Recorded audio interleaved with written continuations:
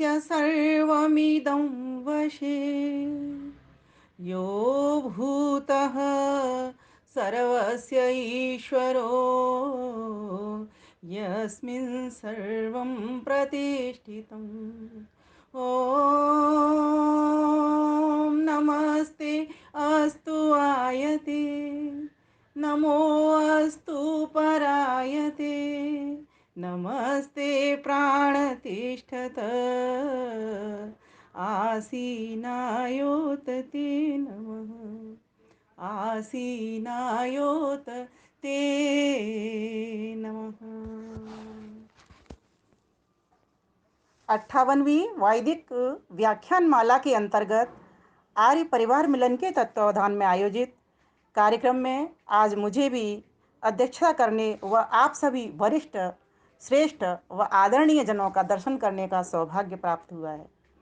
सम्मानीय श्रीमान बड़े भ्राता अभिमन्यु चावला जी, कुशल संयोजक श्रीमान विपिन वशिष्ठ जी, निवेदक आदरणीय श्रीमान पतराम त्यागी जी एवं कार्यक्रम के मुख्य वक्ता, जिनके लिए मैं जिनकी मधुर वाणी को सुनकर के सुयोग्य, जिनके लिए मेरे पास शायद शब्द नहीं आ रहे हैं कि इन्होंने अपने समय का तो पालन किया ही, जैसा कि मैंने आज तक सुनती आ रही हूँ वैदिक विद्वान बहुत कम कर पाते हैं पूरे समय में, और व्यवस्थित संयमित होकर के, और जैसी शैली का जो आज वास्तव में हमारी आवश्यकता है। हमें प्रभावित मैं इतनी हो गई हूँ, मुझे लग रहा है आगे कार्यक्रम विवाह उत्सव किसी के यहाँ हों तो आचार्य जी को बुला लेना चाहिए विवाह कराने के लिए। तो आगे मैं अधिक तो न कह पाऊंगी, क्योंकि वास्तव में ऐसे कुशल वक्ताओं की, मधुर वक्ताओं की हमको आवश्यकता है, क्योंकि एक संगठन खड़ा करने के लिए इस शैली का प्रयोग बहुत जरूरी है। तो और शैली भी उन्हीं के पास निकल पाती है, शायद मुझे ऐसा भी लगता है, जिनका जीवन भी ऐसी चीज़ों से ओतप्रोत रहता है, ऐसे सुंदर विचारों को अपने जीवन में अर्थात क्रियात्मक योग में ये लाते हैं।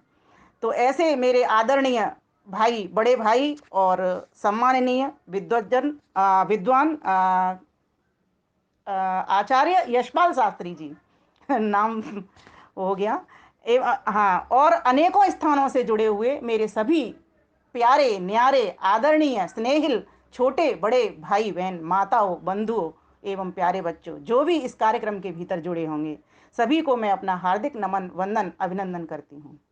आदरणीय आचार्य जी ने आज बहुत सुंदर बातें बताई, जैसा कि व्याख्यान माला इन्होंने अब तक चला ही रहे हैं, लेकिन आज मैंने जो बात सुन पाई तो उसमें एक बात बहुत बढ़िया कही कि सभा में सब तरह के आश्रम के लोग हों, ब्रह्मचारी भी हों, गृहस्थी भी हों, वानप्रस्थी भी हों और संन्यास आश्रम के लोग हों।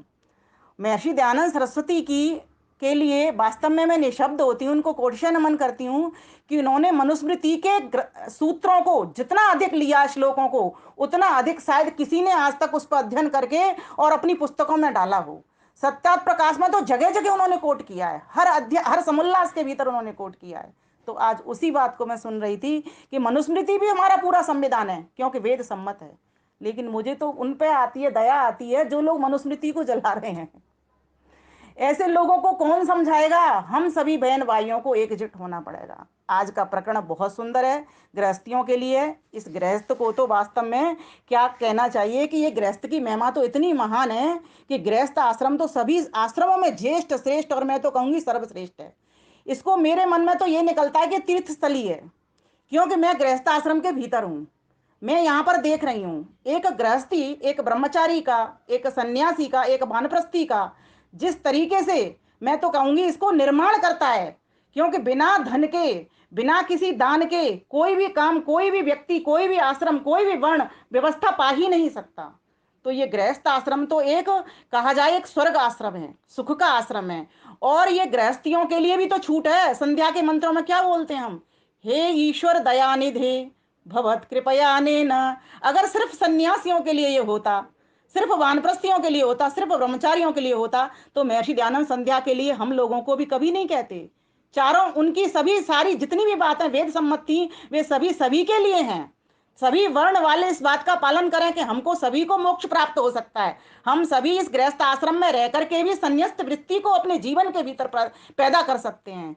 हम सभी का इस पर अधिकार है। आज मैंने इसको एक कोट भी लिखा था, अपने स्टेटस पर भी लगाया था कि गृहस्थियों उठो, कि कौन कहता है कि सिर्फ सन्यासी को ही मोक्ष होता है? हाँ, संन्यास एक उच्चतम स्थिति है, उसको मोक्ष होगा। लेकिन हम गृहस्थी वाले ये सोच करके ना बैठ जाएं कि हमारा काम यहाँ नहीं है, हम तो यहीं तक सीमित रहेंगे। हमको भी उस संन्यास की स्थिति को प्राप्त करना है। राजा जनक को देख लीजिए, राजा जनक विदेह थे। ऋषि याज्ञवल्क्य को लीजिए, चलिए छोड़िए सभी को। ऋषि याज्ञवल्क्य ने, ऋषि जो ऋषि होता है वो मोक्ष पद को का लायक अधिकारी होता है कि नहीं होता है? आप सभी कहोगे होता है। तो इस गृहस्थ के भीतर ही रह करके, और जब भगवान राम ने भी अयोध्या का राज्य कर लिया तो बाद में वो किस आश्रम में गए, क्यों गए? इसीलिए कि उन्होंने, उनको भी मोक्षानंद प्राप्त करना था। योगेश्वर श्री कृष्ण तो सारे कामों को करते हुए भी समत्वम योग युक्तते, योग की स्थिति में ही बने रहते हैं। तो क्या है कि गृहस्थी भी इन सब कामों को कर सकता है। संतान को उत्पादन करना, संतान को पैदा करना, समाज के लिए, राष्ट्र के लिए एक उत्तम संतान देना गृहस्थी का ही एक अधिकार है। और गृहस्थी के पास तो बहुत सारे अधिकार हैं जो सन्यासी को भी नहीं मिलते, जो भी एक ब्रह्मचारी को भी नहीं मिलते, वे अधिकार हैं उसके पास। तो गृहस्थ आश्रम तो एक तीर्थ स्थली है। जैसे कहते हैं ना, पुत्र होता है वो तीर्थ होता है, परमात्मा होता है वो तीर्थ होता है, क्योंकि दोनों ही तारणहार हैं। और वेद में तो एक मंत्र आता है, स माता स पिता स पुत्र। परमेश्वर हमारा पुत्र है, क्योंकि हमारा उद्धार करता है। तो पुत्र की जहां जैसे महत्ता हम प्रतिपादित कर रहे हैं, उसी प्रकार से ये गृहस्थ आश्रम भी एक तीर्थ है।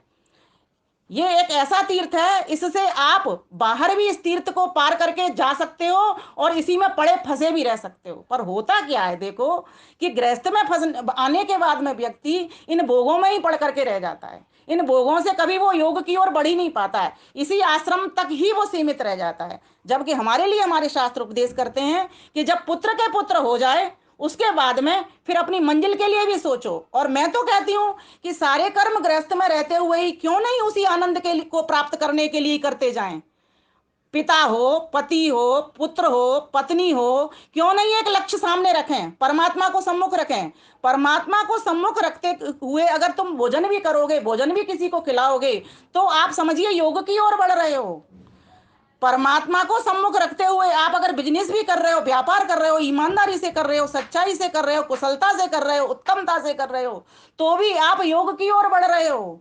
आपने करना क्या है, इस गृहस्थ आश्रम में होकर के ही अगर आप किसी को धन दे रहे हो, इतने सात्विक भाव से दे रहे हो, श्रद्धा के साथ में दे रहे हो, विद्यालयों को दे रहे हो, गुरुकुलों को दे रहे हो, महात्माओं को दे रहे हो, ऋषियों को दे रहे हो, योगी तुंडे, ये जो जितने भी श्लोक सूत्र हैं वो क्या समझा रहे हैं? यही तो समझा रहे हैं हमको कि तुम इस गृहस्थ आश्रम से ही योग की ओर बढ़ सकते हो। बाकी के किसी को देख लिए, ब्रह्मचारी तो खुद भिक्षुक होता है, वो किसी को नहीं दे सकता।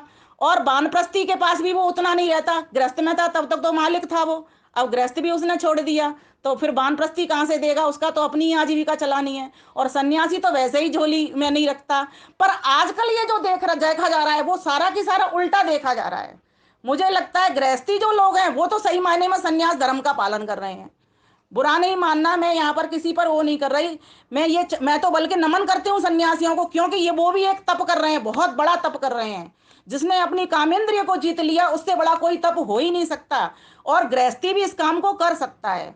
जब हमारी 2 संतान, या मैं तो कहती हूँ ऋषि दयानंद ने तो 10 संतान की भी बात लिख दी है, कि 10 संतान तक आप पति पत्नी साथ रहें।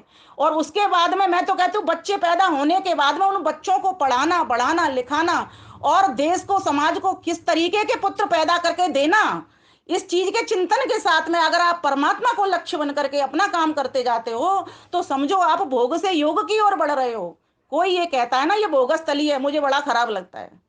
ये नहीं है। क्यों? मैं इस जीवन को जी रही हूं, और इस गृहस्थ में रह करके ही, मैं प्रशंसा के लिए नहीं कर रही, प्रेरणा के लिए इस बात को कह रही हूं। मैं गृहस्थी हूं, मैं एक पत्नी हूं जिसका पति पूरा टाइम 24 घंटे देश के चिंतन में रहता है, देश के काम में लगा रहता है। और मैं घर को संभालते हुए भी मैं इतना काम कर पा रही हूँ, कैसे कर पा रही हूँ? इसीलिए कि मुझे ये शास्त्रों के बारे में ये पता चल चुका है कि गृहस्थ जो आश्रम है वह सिर्फ भोगस्थली नहीं है, ये योगस्थली है, सही मायने में योग की ओर ले जाने वाली है। तो भोग से योग की ओर हम सभी गृहस्थियों को उठ जाना चाहिए। हम सप्तपदी जब लेते हैं ना, फेरे होते हैं, जब 7 पग रखते हैं, जब वर और वधू फेरे ले रहे होते हैं, तो दोनों के वस्त्रों को बांध दिया जाता है परस्पर, उसका उपवस्त्र और वर का वो उत्तरीय। तो दोनों में ग्रंथि बंधन कर दिया जाता है कि अब आप दोनों को साथ साथ बांधा जा रहा है, और यहाँ से आगे के जितने भी कार्य करेंगे आप साथ साथ करेंगे, एक दूसरे के मजबूती के लिए करेंगे, ना कि मजबूरी के लिए। तो वहाँ पर जो 7 पग जो अर्थात आगे पीछे करके वर और वधू के आपस में यज्ञ कुंड के फेरे लगाते हैं, तो उसके कहने का भाव क्या है? तो वहां पर बोलते हैं, ओम इषे एकपदी भव सा मामनुव्रता भव विष्णुस्त्वानयतु पुत्रान् विन्दावहै बहुस्ते सन्तु जरदष्टय। ये पारस का गृह सूत्र में ये आया है। तो क्या बोलते हैं कि ओम इषे एकपदी भव। इसे क्या है? ये अन्न है। सबसे पहले तो व्यक्ति अन्न की प्राप्ति के लिए कोशिश करता है ना, प्रयत्न करता है। गृहस्थ के लिए अन्न ही सबसे प्रथम आवश्यकता होती है। बिना अन्न के तो गृहस्थाश्रम चल ही नहीं सकता। ये आप और हम सभी जानते हैं। अन्न के अभाव में न तो अपना पोषण हो सकता है, न अतिथियों का, और न अन्य ही धर्म कर्म के कार्य संभव हो सकते हैं, क्योंकि ये दरिद्रता है वो पापों की जननी है। अतः अन्न प्राप्ति तो आवश्यक है। फिर वहीं दूसरी बात कही इस मंत्र के भीतर कि तू सा माम अनुव्रता, तू मेरी अनुव्रति हो। अर्थात इसका अर्थ क्या है? व्रत का अर्थ सत्य और धर्मयुक्त नियम एवं संकल्प। पाप आचरण का नाम व्रत नहीं है। जो लोग ऐसा कहते हैं कि पति की आज्ञा चाहे कितनी ही पाप युक्त हो उसे मानना ही चाहिए, वे व्रत शब्द को ठीक प्रकार से नहीं पहचानते। और तीसरी बात इसमें कही गई कि धर्म पालन में परमपिता परमात्मा तेरी सहायता करे। और चौथी बात है कि हम दोनों मिलकर बहुत सारे संतानों को पैदा करें। और दूसरा इसके भीतर जब दूसरा फेरा लेते हैं तब क्या करते हैं? तो बोलते हैं ओम ऊर्जे द्विपदी भव, है ना। तो इसमें क्या है? इसमें शारीरिक बल की बात आती है, ऊर्जा की बात आती है, क्योंकि व्यक्ति जब अन्न खाता है तभी उसके भीतर बल आता है ना, शक्ति बढ़ती है उसकी। तो कहते हैं वे दोनों जने कि शारीरिक बल की बात यहाँ पर विशेष है। खाद्य सामग्री बल और प्राण शक्ति देने वाली हो, भोजन स्वाद प्रधान होकर पुष्टिकारक होना चाहिए। फिर तीसरा फेरा जब लेते हैं तब क्या बोलते हैं? ओम रायस्पोषाय त्रिपदी भव। गृहस्थ के लिए धन की महती आवश्यकता होती है। धन के अभाव में ना तो यज्ञ हो सकेंगे, ना बच्चों का लालन पालन हो सकेगा, क्योंकि हमने हमने सुना है कि धना धर्म ततः सुखम, ये हमारे नीति श्लोक कहते हैं। धन से ही धर्म का अनुष्ठान होता है, उसी से सुख की प्राप्ति होती है। तो इस प्रकार से गृहस्थ व्यक्ति को धन प्राप्ति के लिए खूब उपाय करना चाहिए। और दूसरी बात, रायस पोषाय, जो राय शब्द आता है ना, वो ऐश्वर्य को दिलाने वाला, यश को दिलाने वाला होता है। तो धन को उत्तम कमाई से कमाएं, सच्चाई ईमानदारी से कमाएं, और इसको सार्थक करने के लिए अच्छी जगह पर इसका दान पुण्य करें। तो इस प्रकार से ये 3 पग हो गए, और इसको साथ साथ करना है, दोनों को मिल करके करना है। चौथी बात, चौथा फेरा जब लगा रहे होते तो क्या कहते हैं? ओम मायो भव्याय चतुष्पदी भव। सुख गृहस्थ का प्राण है। यदि गृहस्थ में सुख नहीं, माय कहते हैं, मय माने सुख। ये एक मंत्र बोलते हैं ना, मयो भवाय, उसमें भी मय शब्द आता है, मय माने सुख। तो ये सुख तो हर कोई सी को चाहिए, और गृहस्थ का तो वैसे भी प्राण है। तो सुख नहीं तो वो तो समझो निष्प्राण है, मुर्दा है। अतः चौथे पग में सुख की प्राप्ति की ओर ध्यान दिलाया गया है। धन धान्य होने पर भी यदि सुख में नहीं तो ऐसा धन व्यर्थ है। धन कमाओ परंतु अपने स्वास्थ्य को समाप्त करके नहीं। स्मरण रखो, धन आपको रोटी दे सकता है, भूख नहीं। धन आपको बढ़िया से बढ़िया पलंग गद्दे दे सकता है, नींद नहीं। धन वस्त्र दे सकता है परंतु शारीरिक सौंदर्य नहीं। इसीलिए कहा गया कि इस सुख को प्राप्त करने के लिए स्वयं धन कमाओ, धन दाने से संपन्न हो, और आगे आगे इसको पहुंचाओ। जिन लोगों के पास धन नहीं है, ऐसे लोगों की आप आन बान शान बनो। पांचवा फेरा फेरा जब लगाते हैं तो वहां पर बोलते हैं ओम प्रजाभ्य पंचपदी भव। देखो, घर में यज्ञों का अनुष्ठान होता है, धन धान्य प्रचुर मात्रा में, हर प्रकार का सुख है, परंतु संतान नहीं है तो घर कैसा माना जाता है? शमशान है। गृहस्थ का मुख्य उद्देश्य क्या होता है? अच्छी संतान का निर्माण करना। तो विवाह का उद्देश्य क्या हुआ? भोग नहीं है। विवाह का उद्देश्य हुआ, जो राष्ट्र विवाह की शैया को केवल भोग विलास की साधन समझता है, अर्थात भोगस्थली समझता है, वह जीवित नहीं रह सकता। उसका पतन अवश्य मतलब होगा ही होगा। भोगों में फंसकर अपने स्वास्थ्य को बिगाड़ लिया तो उत्तम संतान प्राप्त नहीं हो सकती। तो छठा फेरा जब लगाते हैं तब क्या कहते हैं? ओम ऋतुभ्य षटपदी भव। अब ऋतु, ऋतु शब्द से यहाँ पर स्वास्थ्य रक्षा लेना है, समय पर पालन लेना है। तो हम प्रत्येक क्रिया को ठीक स्थान पर करें और ठीक समय पर करें। ऋतु ऋतु के अनुकूल हमारा आचरण और व्यवहार होना चाहिए। और दूसरी बात, ऋतुकाल अभिगामी में भी हमको बनना चाहिए, है ना। तो इस प्रकार से इन 6 बात हो गई। अब 7वीं बात बहुत महत्वपूर्ण है, क्योंकि देखिए हर व्यक्ति अन्न कमाएगा भी, कोई भी गृहस्थ में बंधेगा वो, है ना, और शक्ति भी वो पैदा करेगा। लेकिन वो शक्ति से क्या वो यश कमा रहा है? क्या वो शक्ति से यश कमा रहा है और सबको सुखी करने का प्रयोजन कर रहा है? क्या वो संतानों को उत्तम बना रहा है? क्या वो समय समय पर कार्य कर रहा है? जिसको जिसकी आवश्यकता है, क्या वहाँ वहाँ पर पहुँचा रहा है? तो इन सब के लिए उसको क्या करना पड़ेगा? ये जो 6 बातें हैं, इनके लिए दोनों पति पत्नी को मिलकर के मित्र भाव से बरतना पड़ेगा। इसीलिए जो 7वां फेरा है, 7वां पग है, गृहस्थ में हम दोनों मित्रता का व्यवहार करेंगे। क्यों? नास्ति भार्या समो बंधु, संसार में स्त्री के समान और कोई भी बंधु नहीं है, अतः दंपति में मित्र भावना होनी ही चाहिए। तो इस प्रकार से प्रत्येक गृहस्थ को इन 7 फेरों को, इन 7 पगों को समझना चाहिए, और इन 7 बातों के घर में होने से हमारे घर सचमुच स्वर्ग बन जाएंगे, अगर हम इनका पालन करते हैं तो। इसीलिए अपने हम सभी को घरों को वैदिक स्वर्ग बनाने के लिए इन बातों पर आचरण करना चाहिए। जैसे आपने देखा होगा, हारमोनियम का जो मास्टर होता है वो संगीत के स्वर निकालता है ना, सा रे ग म प ध नी, इन 7 स्वरों पर वो अधिकार प्राप्त कर लेता है। इसी प्रकार गृहस्थ भी एक हारमोनियम है।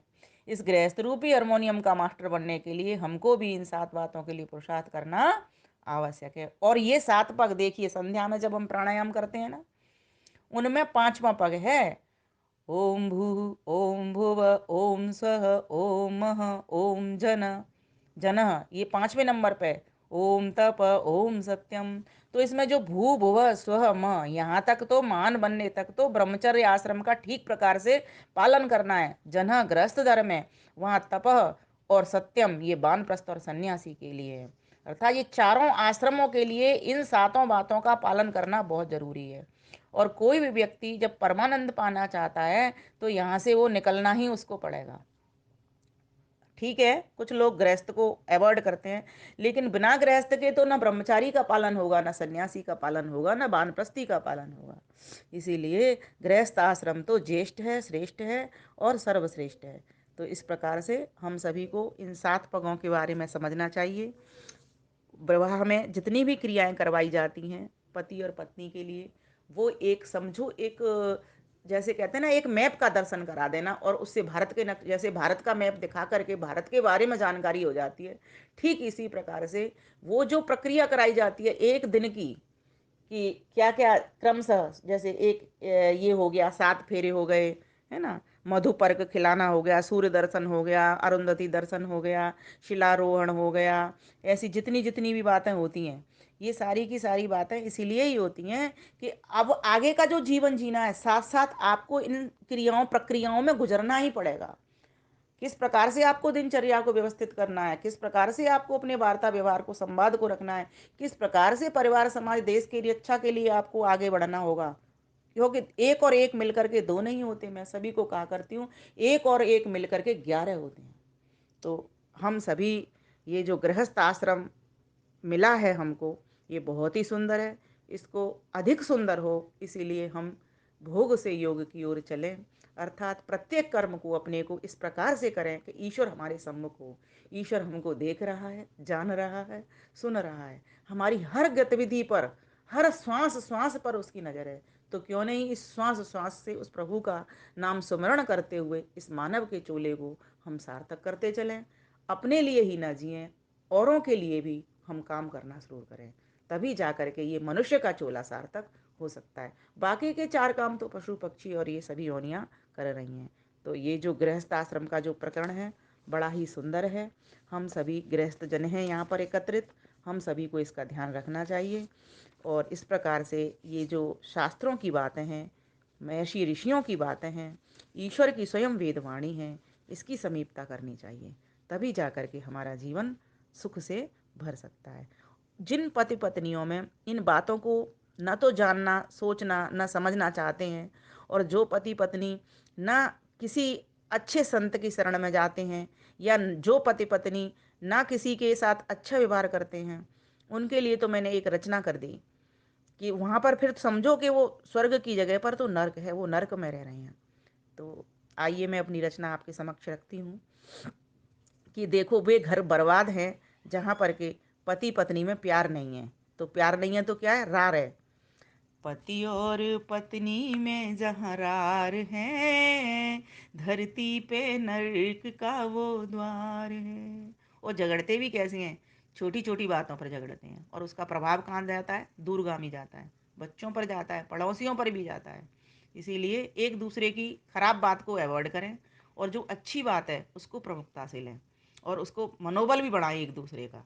इससे प्रेम बढ़ता है परिवार में। पति और पत्नी में जहाँ रार है, धरती पे नर्क का वो द्वार है। जीने ना देते मित्र पड़ोसी को, खुश रखते मम्मी को ना मौसी को, आते कभी ना रिश्तेदार हैं, धरती पे नर्क का वो द्वार है। पति और पत्नी में जहाँ रार है, धरती पे नर्क का वो द्वार है। नर्क है सुखों का जहाँ अंत है, जैसी पत्नी वैसा ही कंत है। नर्क है सुखों का जहाँ अंत है, जैसी पत्नी वैसा ही कंत है। दोनों पति पत्नी जिम्मेवार हैं, धरती पे नर्क का वो द्वार है। पति और पत्नी में जहाँ रार है, धरती पे नर्क का वो द्वार है। जीवन का लक्ष्य जहाँ बुराई हो, टकराते आपस में दो भाई हो, कड़वाहट का चलता व्यापार है, धरती पे नर्क का वो द्वार है। तगड़ा हो हल्ला मार पिटाई हो, कोई किसी की ना सुनवाई हो, वृद्धों की सेवा ना सत्कार है, धरती पे नर्क का वो द्वार है। वृद्धों को मिलती जा फटकार है, धरती पे नर्क का वो द्वार है। आंगन में कूड़ा बदबू पानी हो, अखियों से बहता रहता पानी हो, रोगी रहता सारा परिवार है, धरती पे नर्क का वो द्वार है। पति और पत्नी में जहाँ रार है, धरती पे नर्क का वो द्वार है, धरती पे नर्क का वो द्वार है। तो स्वर्ग कहाँ है, पति और पत्नी में जहाँ प्यार है, धरती में स्वर्ग का वो द्वार है। स्वर्ग है दुखों का जहाँ अंत है, हर दम ही रहता वहाँ वसंत है, उस घर की बगिया में बहार है, धरती पे स्वर्ग का वो द्वार है। वृद्धों की सेवा प्यार बच्चों से, मैके हैं घर रेशम के लच्छों से, आए अतिथि का सत्कार है, धरती पे स्वर्ग का वो द्वार है। जीवन का लक्ष्य जहाँ भलाई है, खाते पुरुषार्थ की कमाई है, छल और कपट का ना व्यवहार है, धरती पे स्वर्ग का वो द्वार है। घुटता न दम गंदगी बदबू से, रोगी ना रहे हवन की खुशबू से, सारा ही स्वस्थ परिवार है, धरती पे स्वर्ग का वो द्वार है। ऐसे परिवार कर्मठ थोड़े हैं, गुण व कर्म समझन के जोड़े हैं, वरना तो दुखिया सब संसार है, धरती पे स्वर्ग का वो द्वार है, धरती पे स्वर्ग का वो द्वार है।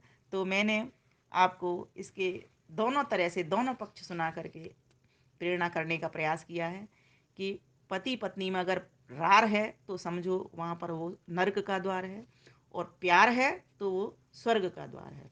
किसी कवि ने ये स्वर्ग के द्वार की रचना की थी, तो मुझे लगा कि इसके विपरीत होकर के भी हम एक शिक्षा दे सकते हैं कि अगर इसकी जगह पर रार हुई तो क्या क्या हानियाँ हो सकती हैं।